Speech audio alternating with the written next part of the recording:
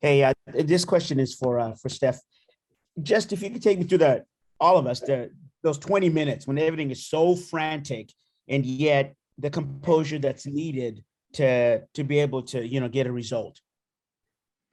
I think we have a lot of experienced guys. We were confident on the ball. I think that was one of the things that going into the game, we knew we had to have some possession. So even though it was frantic, we were trying to keep the ball, still play out for the most part. And I think and then that composure translates into just being calm and communication. It was loud back there, but talking to guys, making sure we have all the runners covered, and then taking a breath when we have a chance to take a breath, but staying turned on because these are tough games away, and you got to be on for 90 minutes. And then, Will, you get your first start, you score a goal, and then obviously not the result you wanted, but then you guys are off for 2 weeks. I mean, for about a week. Like, what are the emotion, all three levels there? Yeah, it's nice to be healthy and be back on the field first and foremost. It's nice to get a start again, get back on the score sheet. That all feels good. But like you said, it would have been a really nice way to cap off the trip with a victory. But unfortunately, we didn't get it. But we were still able to hold on to the point because they did put us under pressure. All the fans on that side. It's a hard environment to play in. I think we stood pretty well. They had Stefan made some great saves. We had some good clearances, and we had our chances to score to make it 2-1. So, all in all, we'll take the point and head home and kind of regroup and get healthy and get back at it. Thanks. Thanks, Maz. Nico, we'll go to you next. Go ahead. Thank you. The first question is for Steph. Just 7 saves today in a tough stadium. What does it take for you to be ready and available just, right off the bench to come into a game like this and perform? I think it's just every day we go into train, it's just focusing like you're the starter. And so when you need to step in and play those minutes, it's kind of like the same thing as last year. When you step in those minutes, you have to be mentally prepared.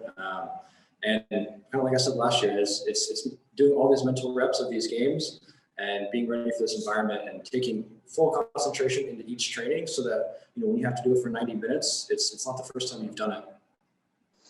And Will, you were able to really settle into this game as a unit.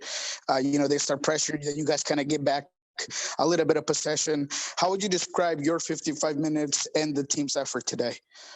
Yeah, I felt good. I think I'm still working towards full fitness, so I kind of knew the minutes I was going to play. I was trying to push for more, but it is what it is. But I think to start the game, I kind of had to be an outlet. Got fouled a few times just because they were on top of us. Their center backs were kind of stepping into midfield and playing pretty high up the field, so that kind of made it a little difficult on us. But we were able to weather the storm at the beginning. Like I said, I was trying to just get possession, get fouls, get restarts. And then we kind of settled into the game, started combining a little bit, kind of found spaces. We got our goal, and then, the rest of the game 1-1. So. Thanks, Nico, for your questions. Next in the queue is Jeremiah O'Shane. Go ahead, Jeremiah. I guess this is mainly for Will, but maybe Steph can weigh in on this too. You alluded to this just now, but what was Austin doing early on in the match that, those first 10 minutes were pretty tough, but then it seemed like over the next, 45 minutes, 50 minutes, you guys were able to sort of like actually assert some control over it. I guess what changed and what did you think of that first 10 minutes? Yeah, they what I noticed was their back four is very narrow. Their center backs, one of their center backs always steps forward and kind of plays alongside the 6, and then both their outside backs also step forward and kind of play inside for outlets to kind of swing the ball when they have possession. So I think it took us a little bit to figure that out structurally, but once we got that, we knew. I think Leo did a good job of staying high and wide and creating space and making them have to respect the counterattack for him out there, and I think that made them kind of be a little more passive with how they're going to step forward. But once we kind of settled down and made that first pass out of their initial pressure, we were able to maintain some possession in the midfield and then get them fully back into their defensive shape. And they're a team that wants the ball. They don't want to have to defend for extended periods, and I think we did a good job in the first half of making them do that.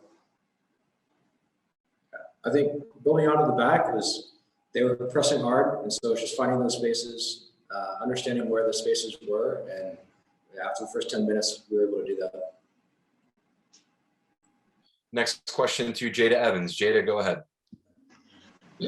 Thank you. This question is for Will. You started the season wanting to, stay healthy and be able to contribute. How did you kind of keep yourself, focused on that goal, even though that you had to start off with an injury and kind of extended from last year's injury? Yeah, so like I said, I wanted to stay healthy, and then I picked up a calf injury in preseason. So sometimes when it rains, it pours, but we're past that. We're not looking back towards that. We're staying healthy from here on forward. And, like you said, just got to keep grinding every day. Sometimes it can be hard mentally when you're injured, but you just got to get through it because, getting back on the score sheet, getting back in the team makes it all worth it. Just every day, like Cleveland alluded to earlier, every day doing what you can to better yourself, make sure you're ready because, there's a lot of work that goes on behind the scenes for leading up to these games. So, it's always rewarding. I wish we would have got the 3 points, but from a personal perspective, I'm happy to be back out there. As a reminder, if you have a question for either Steph or Will, please hit that raise hand function button and we'll get around to you. I'm seeing 2 hands raised, and I believe they're both follow-ups. Jeremiah, the first is from you. Go ahead. Sorry, I forgot to take it down. Okay, no problem. Jada, do you have a follow-up? Yes, I wanted to ask for Steph. Can you kind of from your view, what happened with the goal conceded? It seemed like one of those kind of scramble things that was hard to recover from. But what from your view did you see? To be honest with you, not a lot. There was a cross to the back post that I was getting across. It was a good ball. I think Obed was there. Just wasn't able to get to it, and they headed it back in, and I was working myself back across the goal, and then like you said, it was a scramble. I didn't see a whole lot, and then I saw the ball go to that first post, and I tried to get over, but it was I saw the ball late, and I couldn't get there. I haven't seen the goal again yet. I talked to some guys, but unfortunately can't talk about it too much. Maz, did you have a follow-up? I do, if I may. Hey, Will. Yeah, thanks. Well, when you're playing that hold-up position, is there a balancing act in terms of you not wanting to go too far back if the pass isn't getting to you, and having some patience to wait, like what happened when you finally got the outlet pass, caused that foul that settled the game down? Is that a balancing act you have to play there? Yeah, Schmitz stays on top of me because sometimes, all center forwards, when you're not getting the ball, your tendency is to drop more into midfield and just get your touches. Leading up to the game and during the game, he kept telling me to stay high, stay between the center backs. So, like you said, it's a little balance of both. See how much I can get away with dropping into the midfield to get touches, but also you got to stay high to be an outlet for the team when we're under pressure, because if I'm dropped too far, then there's nobody high that can kind of, help settle the game and draw fouls like that. So, I think you described it perfectly. It's finding the right moments of when you can stay high, but also finding times when you can drop in. I had a few combinations with Albert and JP dropping in and kind of help get the game flow going a little better. Thanks. Jada, did you have another question? Yeah, just for both of y'all, you, for this first stretch of games, Smetcher's played a lot of different combinations for starting, and I just wanted y'all's opinion. Obviously, you're two of the ones that are new into starting, but how do you kind of feel that you guys as a team have dealt with plugging in and getting some of these results here?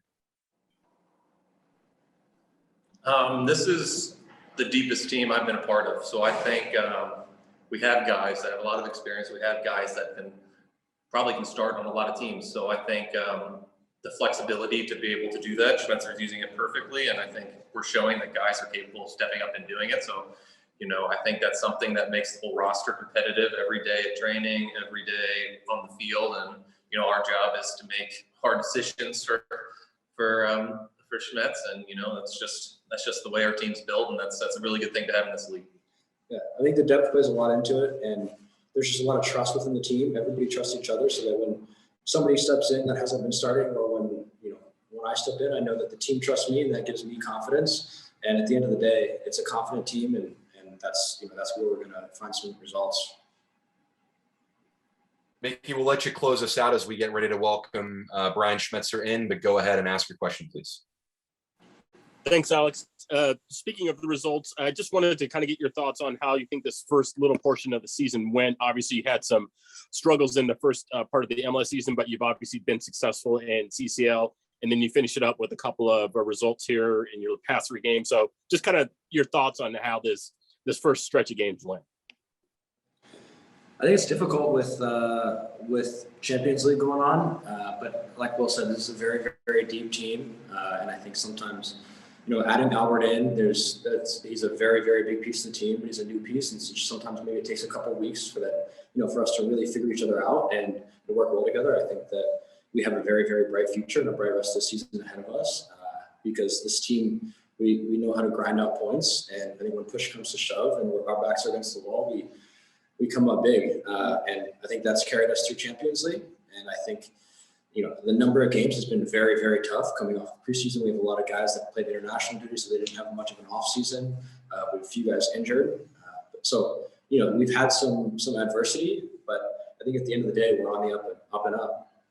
Yeah, look, I mean, maybe we don't have as many points in league play as we would like, but I'm not worried about this team at all. I think we have the quality, the depth, the right attitude that, come the end of the year, we're going to be right up there competing.